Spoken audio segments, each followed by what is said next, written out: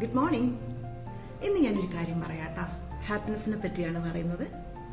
അതായത് നമ്മളിൽ പലരും, എല്ലാരും ഞാൻ പറയുന്നില്ല, ചിലരെങ്കിലും നമ്മളെ കൂടെയുള്ള നമ്മളെ അച്ഛൻ, അമ്മ, ഹസ്ബൻഡ്, മക്കള്, ബ്രദേഴ്സ്, നൈബേഴ്സ്, പാരന്റ്സ്, കൂട്ടക്കാര്, കുടുംബക്കാര്, അങ്ങനെ എല്ലാവരെയും ഹാപ്പി ആക്കിയിട്ട് നമുക്ക് സന്തോഷിക്കാം, ഹാപ്പി ആവാന്ന് വിചാരിച്ചിരിക്കുന്ന പലരും ഉണ്ടാവുമായിരിക്കും. ഇല്ലേ? കുറച്ചു പേരെങ്കിലും ഉണ്ടാവുമല്ലോ അങ്ങനെ, ഇല്ലേ? എന്നാലേ അതൊരിക്കലും നടക്കില്ല.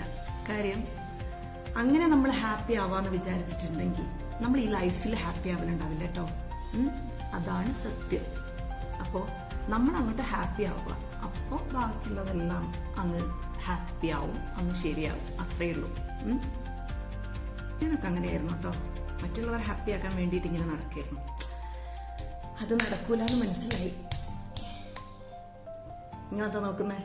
നിങ്ങളല്ലാതെ ഞാൻ ഇവിടെ പറഞ്ഞതാ ഇവരോട്.